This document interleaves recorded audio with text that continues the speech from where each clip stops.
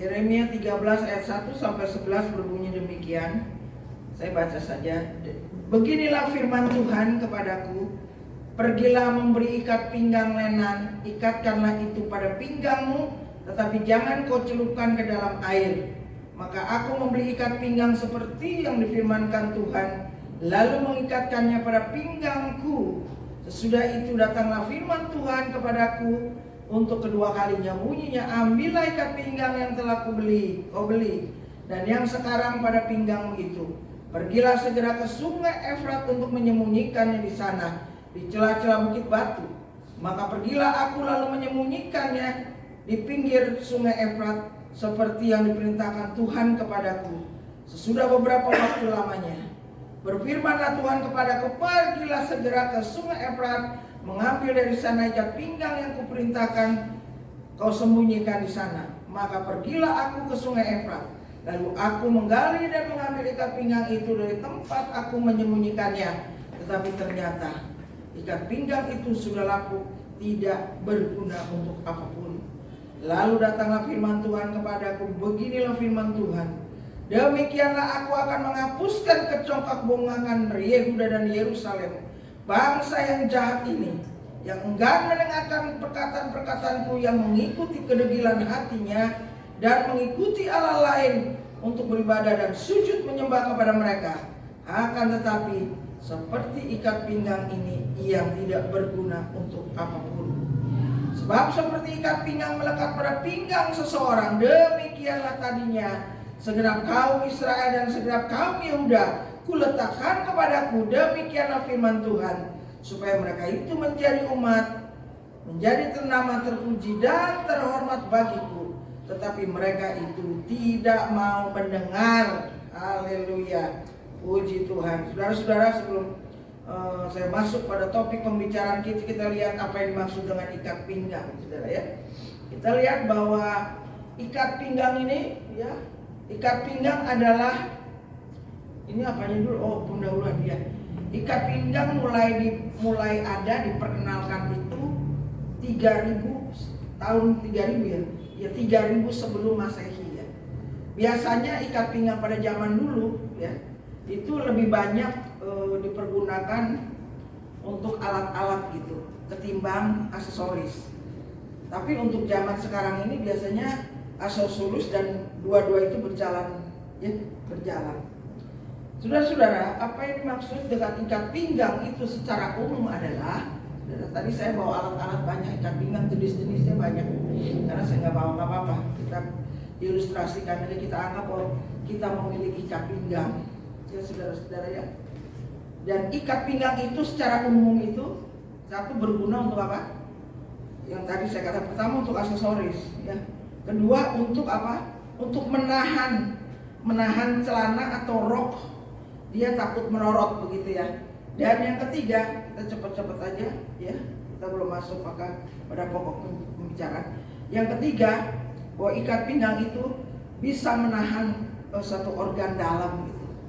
Bisa menahan organ dalam. Contohnya waktu orang olahraga itu dia ikat pinggang dan ada sebuah korsetnya, sehingga organ dalam itu tidak turun. Waktu dia mengangkat besi misalnya 500 kilo, nah ikat pinggang ini berguna untuk menahan organ dalam supaya organnya tetap pada posisinya. Nah, saudara-saudara ya, waktu Yeremia diutus, ya Allah mengutus Yeremia kepada umat Israel dengan harapan gitu ya.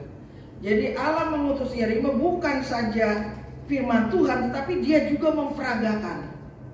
Nah, dia katakan begini, Allah berfirman kepada Yeremia, beli itu kain linen, setelah itu kamu ikat. Ya, ini kita pakai bahasa ikat. Terus firman Tuhan bilang, yang sudah kamu ikat pada pinggang, kamu lepasin. Kamu pergi ke sungai Efrat, coba kamu taruh di celah-celah batu beberapa lamanya. Firman Tuhan datang yang kedua kalinya, Yeremia coba ambil. Nah, ikat pinggang itu setelah ada di bawah celah-celah batu itu, artinya apa? Bahwa ikat pinggang itu telah menjadi lapuk. Dalam arti kata tidak berguna apa-apa. Ya, saudara-saudara, ini membuktikan ini ada suatu gambaran umat Israel, ya. Walaupun umat Israel itu memang benar inisiatif Allah, dia memilih umat Israel sebagai umat kesayangannya. Tapi firman Tuhan katakan ini umat yang jahat di mata Tuhan.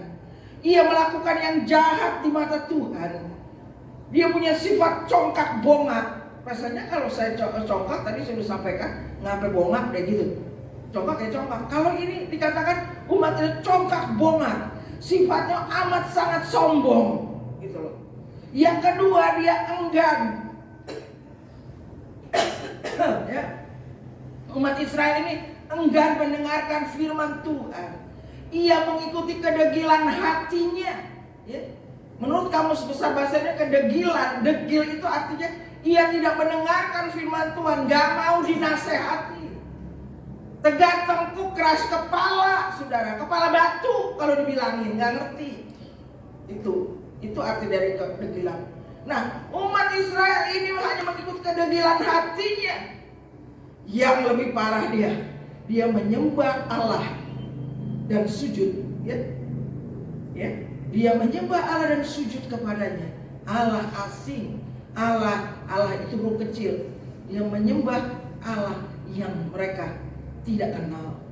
Artinya bukan menyembah Allah Abraham, Ishak dan Yakub, tapi ia menyembah Allah asing.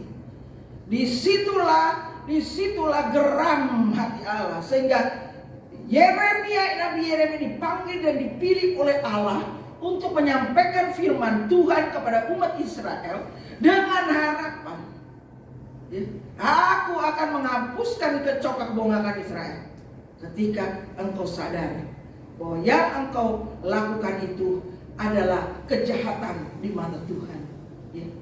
Nah, manusia bisa gagal, ya. Manusia gagal untuk melakukan perintah Tuhan, tetapi misi Allah tidak akan pernah gagal di atas muka bumi ini. Amin. Tapi yang namanya setiap firman Tuhan, apa yang sudah dikeluarkan oleh Allah tidak mungkin ditarik kembali. Maksudnya apa? Bahwa Israel ini umat pilihan Allah, ya. Di mana Yakub waktu itu bergumul, ya, sampai dinamakan Israel sebagai pengganti nama Yakub Israel, yang artinya menang. Dan Israel ini suatu terkenal, walaupun kota kecil dengan jumlah jiwa juga kecil, tetapi dia sering diperangi. Alhasil selalu menang. Kenapa? Karena keselamatan datang dari orang Yahudi, ya. Artinya gak mungkin. Contoh begini, saudara, saya memiliki anak itu nakal. Gak mungkin saya bilang ini anak nakal, bukan anak saya. Tetap kan saya akui anak. Begitupun umat Allah, begitupun umat Israel, saudara. Nah, itulah sebabnya Yeremia diutus sampai dia mempraktekkan satu ikat pinggang, satu simbol, satu perumpamaan, saudara, bahwa ikat pinggang yang sesungguhnya itu adalah kebenaran. Kuduskanlah kebenaran, karena firman-Mu itu adalah kebenaran. Artinya ikat pinggang yang ada di pinggang kita jangankan lepas, kendor pun tidak boleh, saudara. Kalau seandainya ikat pinggang itu kendor, celana yang kita pakai rok dia akan bergeser. Artinya apa? Artinya bahwa kita, apa tadi yang coba cek ininya, yang kapsul pertama, ya. Kalau itu kendor dan bergeser, iya, kendor dan bergeser, akhirnya apa? Kita mengalami penyimpangan-penyimpangan. Amin. Itulah sebabnya firman Tuhan mengatakan bahwa apa tadi? Ia tidak akan menyimpang dari kebenaran dan kesetiaan. Ya. Jadi ikat pinggang ini berbicara kebenaran, saudara. Ikat pinggang ini berbicara tentang firman Tuhan. Ketika firman Tuhan itu tetap melekat pada pinggang kita sesuai dengan posisinya, maka kita tidak akan mengalami penyimpangan. Bukan itu saja, tapi ikat pinggang ini melekat harus dengan kesetiaan. Itu firman Tuhan. Haleluya. Bagaimana dengan umat Israel? Dengan harapan umat Israel menjadi umat percontohan. Allah Allah mengambil umat Israel dengan umat kesayangan dan harapan, ia menjadi bangsa teladan bagi bangsa-bangsa lain.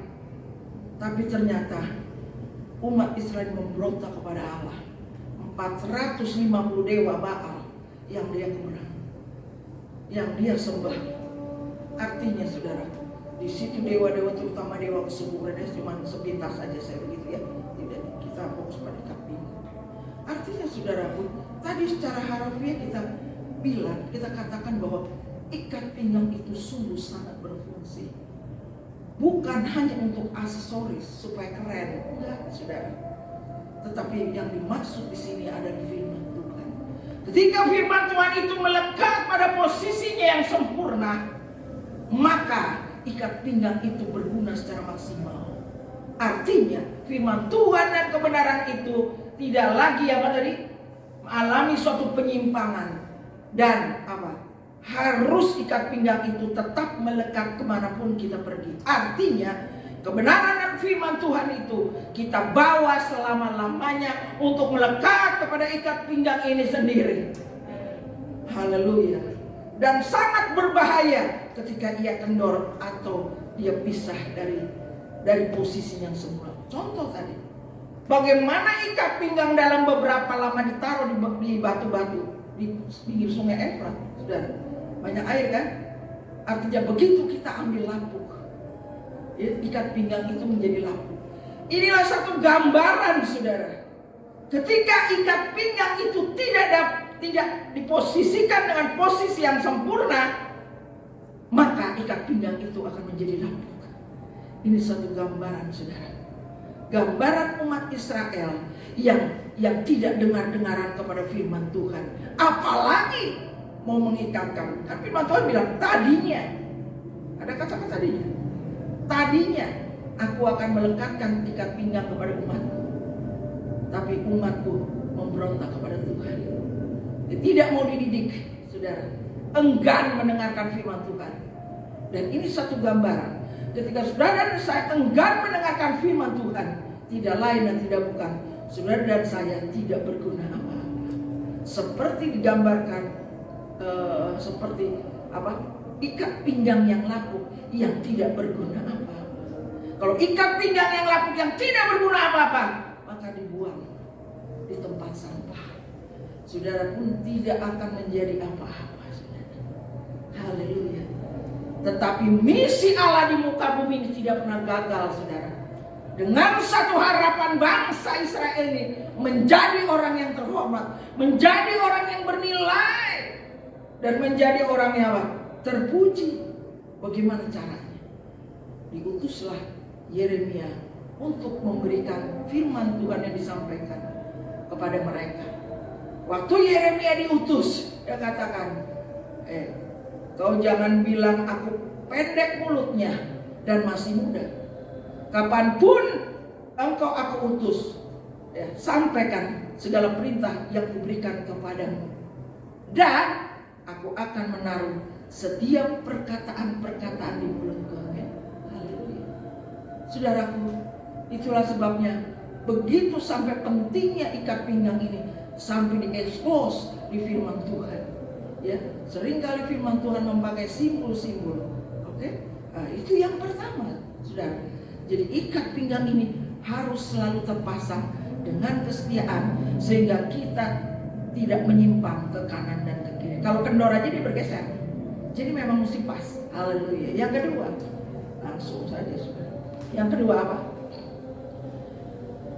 Keperkasaan membuat jalan rata. Allah dialah yang mengikat pinggangku dengan keperkasaan.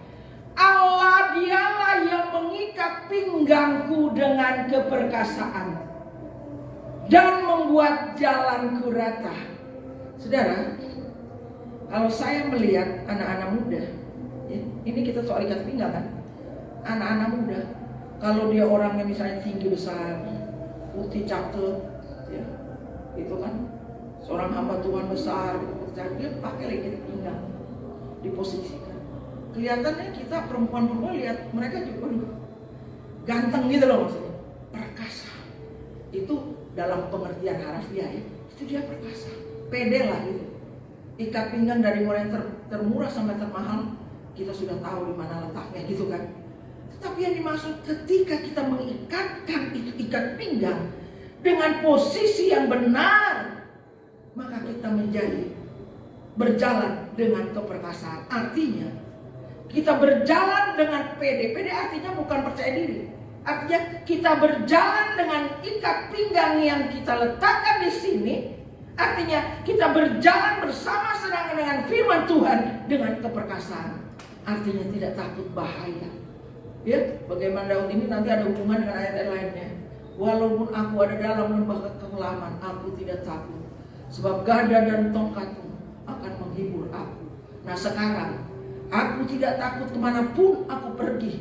Ketika Yeremia mengutus aku, ya, ketika Yeremia mengutus umat Israel, Yeremia tidak takut. Karena apa?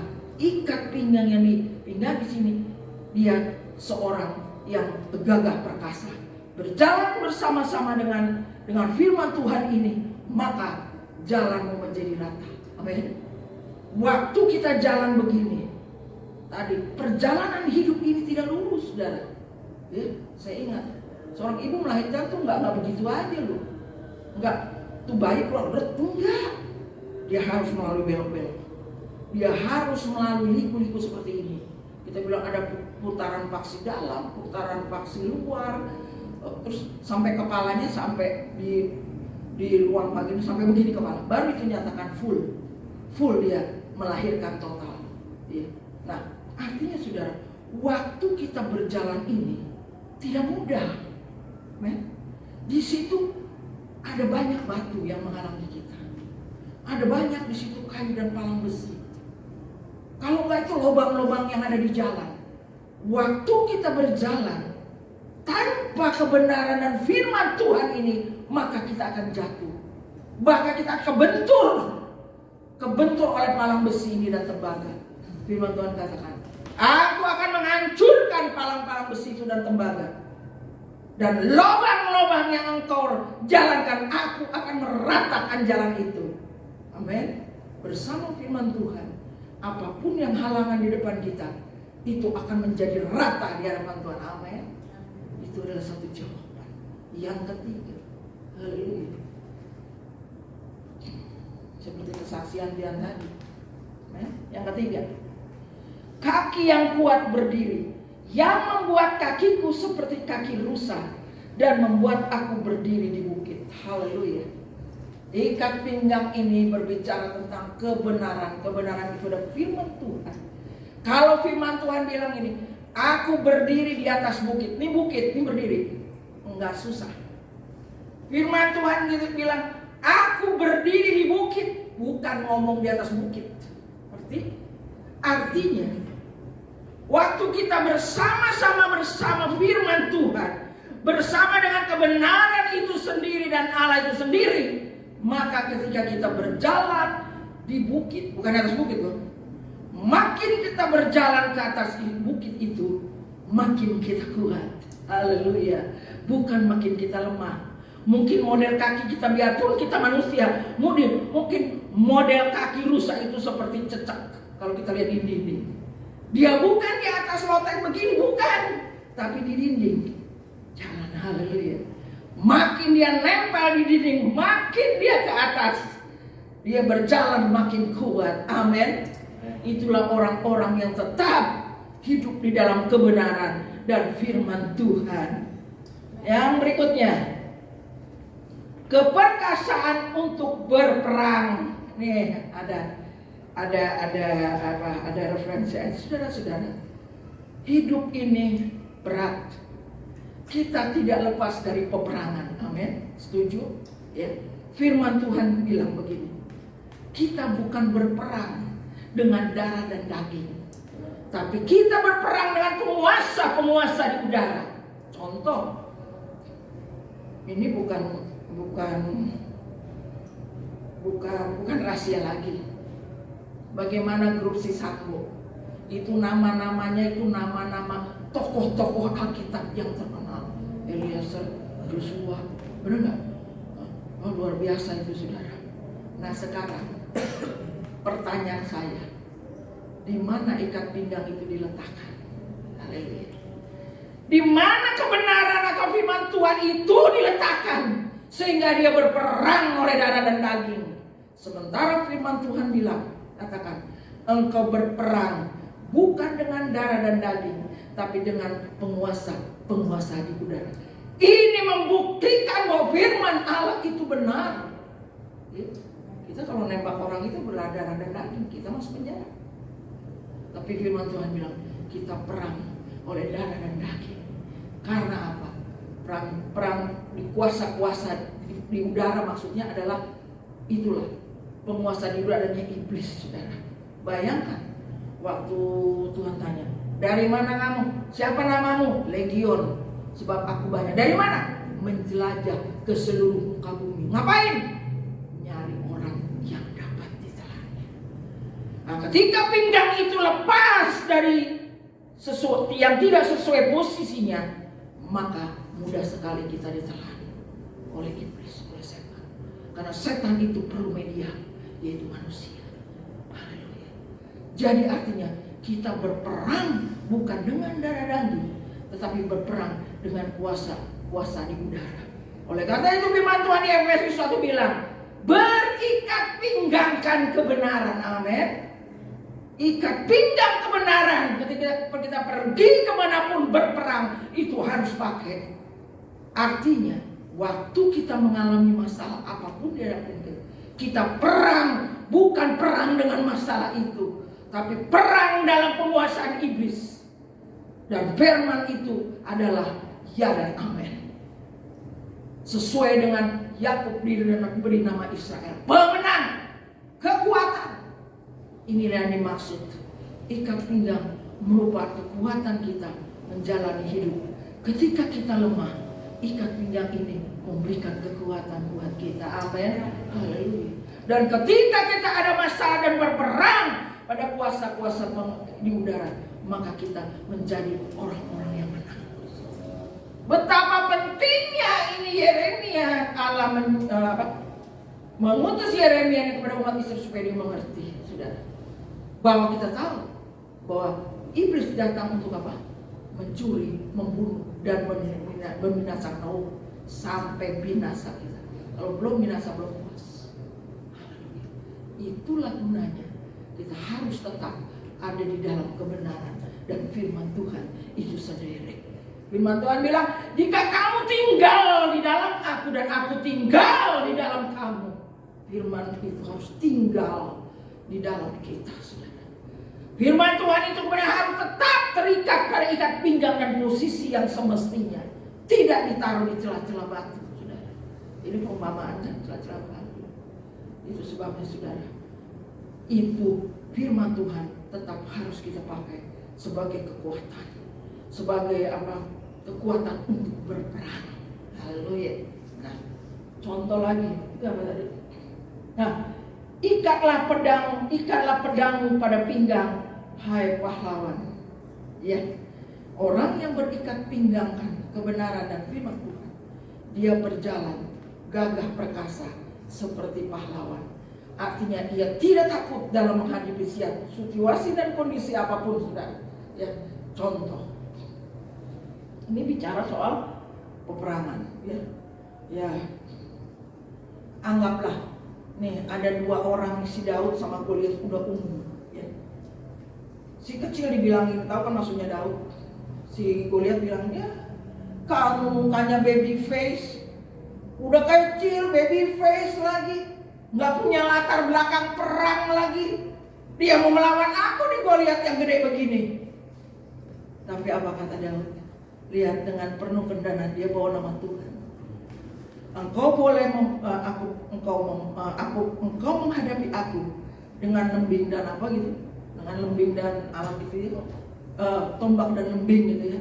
Tetapi aku datang dalam nama Allah, barisan Israel yang kau tantang itu. Yuk, mati dia. Nih, kalau mau tahu dia mau ke dokter, ini tebal tuh tengkorak. Ini pakai alih-alih. Ya saya belum belajar juga tuh alih-alih seberapa besar gitu ya. Batu ini saya belum belajar. Pokoknya saya tahu tuh alih-alih aja. Nah, benar mati.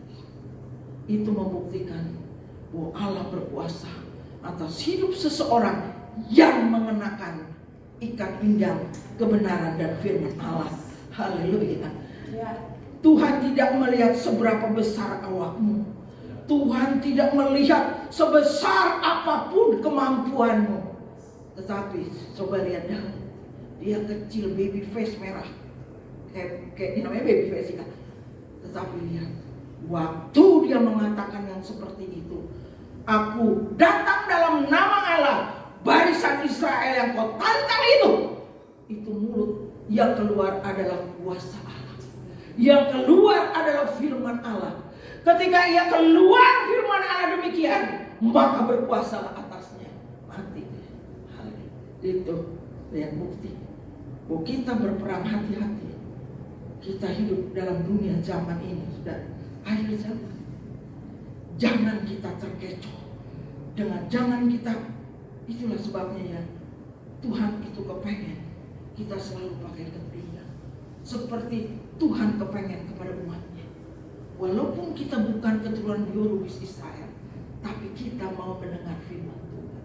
Tapi kita hidup tidak dengan kecongkakongan, tetapi kita tidak menyembah kepada Allah yang tidak kita kenal. Kita hari ini menyembah dengan Allah yang kita kenal, yaitu Allah Yesus Kristus, sebagai juru selamat kita. Oleh sebab firman Allah bilang, percayalah kepada Allah, percaya juga kepada amin. Percaya kepada Allah, percaya juga kepada Yesus Kristus. Itu yang membuat kita selamat. Itulah sebab betapa pentingnya firman Allah ini, betapa pentingnya kebenaran ini, hidup di dalam kebenaran Tuhan. Ya, karena Tuhan datang membawa damai sejahtera, membawa hidup yang berkelimpahan, saudara. Haleluya. Itulah sebabnya si Israel ini dididik oleh Tuhan. Bagaimana caranya? Ya, dia anak tetap anak walaupun nakal, walaupun dia memberontak kepada Allah. Makanya saudara, terlalu panjang kalau kita bicara Israel. Ya itu aja lah. Artinya anak tetap anak saya, tapi dia mendapatkan sanksi, saudara. Ya, haleluya. Berikutnya, ya. Ikatlah pedangmu pada pinggang hai pahlawan, dalam keagungan dan saudaraku. Kita kenapa firman Tuhan sampai mengatakan bahwa jangan sampai kendor ini kebenaran dan firman Tuhan. Artinya dikatakan harus selalu ada dalam posisinya yang benar, begitu. Satu saat kita ini lemah, saudara. Satu saat ini kita tidak berdaya, saudara. Waktu kita lemah dan tidak berdaya, maka firman Tuhan bilang apa? Aku berjalan seperti pahlawan perang di depanmu. Amin. Kamu diam saja. Pada waktu kita tidak berdaya, pada waktu kita tidak kuat, saudara, Allah berjalan sebagai pahlawan perang di depan kita. Kamu diam saja. Amin. Haleluya. Mungkin firman Tuhan kita mengajarkan bahwa iman harus berjalan dengan logika. Ketika logika kita tidak mampu lagi, terbatas, cuma firman Allah yang jalan. Seperti tadi saksi, mungkin kita masuk sekolah tidak memiliki uang, logika nggak masuk, firman Allah juga nggak masuk. Iman dan logika harus bersama-sama. Pada waktu anak saya diterima di sekolah, itu udah satu jawaban iman. Tapi ketika ia sekolah perlu duit, iman dan logika harus bersama-sama. Tetapi saudara, oleh karena kemampuan Tuhan tahu kemampuan kita tidak seberapa. Saat kita tidak memiliki apa-apa, saat kita juga tidak punya kemampuan apa-apa ataupun tidak berdaya sekalipun, Tuhan memberdayakan kita. Dan ingat itu, Tuhan bisa pakai siapa saja yang menolong kita dalam setiap persoalan-persoalan kita. Karena Allah sendiri melihat bahwa firman Allah tinggal di dalam kita. Kebenaran itu tinggal di dalam kita. Dulu pernah saya katakan, kita bisa tidak memiliki apa-apa di dunia ini, tetapi ketika kita memiliki Allah, ketika kita memiliki firman Allah itu, maka semuanya akan menjadi dari yang tidak ada menjadi ada. Maka kita akan memiliki semuanya. apalagi soal kebutuhan. Kalau saya dengar 30 juta kayaknya aneh ya nggak punya. Itu zaman dulu 5 tahun 30 juta nggak punya, kan kayaknya nggak masuk akal gitu. Tapi itulah Tuhan bikin jalan begini. Tuhan janji. Kalau kebenaran dan firman Tuhan ada tetap pada posisinya, maka mau palang besi aku akan hancurkan itu palang besi. Ya, sehingga kita berjalan di jalan yang rata tadi. Haleluya. Itu Tuhan. Firman Tuhan itu berkuasa. Haleluya. Berikutnya. Habis. Nah, semua firman Allah adalah mudah jelas. Ia adalah perisai bagi orang-orang yang berlindung kepadanya. Kita lihat. Ikat pinggang berfungsi untuk melindungi. Bukan saja melindungi apa yang ada di dalam, tapi melindungi jangan sampai terjadi hernia. Tahu hernia? Usus di sini turun, di sini benjol. Namanya itu hernia inguinalis nih, di selangkang turun. Ikat pinggang ini memproteksi. Pada waktu dia mengangkat beban 500 kilo misalnya gitu, dia tetap posisi usus di atas karena di sini ada apa istilahnya? Ada pencegahnya, ada proteksi di sini. Karena di sini ada korset yang mencegahnya, ada ikat pinggang yang mencegahnya. Ya, waktu 500 kilo kita kan berarti tekanan perut tinggi. Gitu kan? Nah, dia tetap pada posisinya. Artinya saudara, fungsi daripada ikat pinggang ini melindungi supaya organ dalam tidak keluar dari posisinya atau tidak menjadi satu penyakit, saudara. Artinya saudara, bahwa kebenaran dan firman Tuhan itu menjaga dan melindungi kita dari segala hal, termasuk penyakit dan kecelakaan. Amin. Itu artinya. Hernia itu kan kecelakaan sebenarnya. Kalau ususnya turun ya udah tinggal dinaikin lagi. Di sini dijahit. Itu kecelakaan, saudara. Ya, karena kita tidak berhati-hati. Karena kita tidak memakai ikat pinggang yang sebenarnya. Itu haleluya. Beginilah jadinya, saudara. Makanya begitu pentingnya. Oleh sebab itu firman Allah jelas banget kepengen umat Israel yang seharusnya dia jadi teladan bagi bangsa-bangsa, yang seharusnya ia menjadi umat percontohan dari bangsa-bangsa lain, tapi ternyata gagal, saudara. Artinya Allah ingin membuat umat Israel ini menjadi orang yang terhormat, menjadi orang yang terpuji, dan menjadi orang yang bernilai. Tetapi ia tidak mendengarnya, tapi ia tidak mau. Tetapi kita mau. Hari ini saudara, firman-Nya, jangan keraskan hatimu. Taruh itu firman Tuhan yang adalah kebenaran yang sesungguhnya, supaya apa? Kita mendapatkan keselamatan dari Tuhan. Ya, seperti anak saya yang tadi bersaksi, saudara. Itu bukan karena kuat kita. Kalau dikatakan punya uang, tidak punya uang, tetapi kita punya keyakinan dengan iman, ya, bahwa ini kesaksian lagi Paulus, ingat Roma 1 ayat 16. Aku punya keyakinan yang kokoh bahwa Injil itu ada kekuatan Allah. Ya, dalam firman salah satunya Injil kan.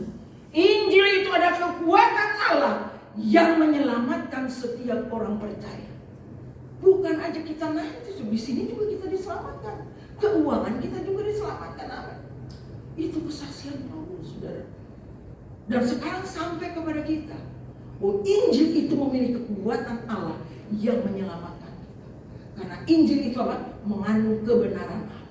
Pertama buat orang Yahudi dan kemudian orang Yunani. Jadi tidak terkecuali, saudara. Haleluya.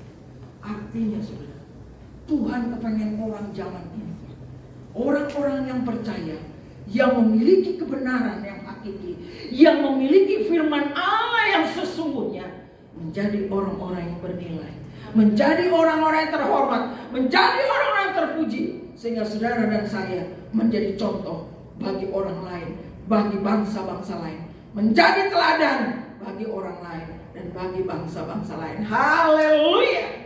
Amin. Udah kan? Haleluya. Mari kita bangkit berdiri, saudara.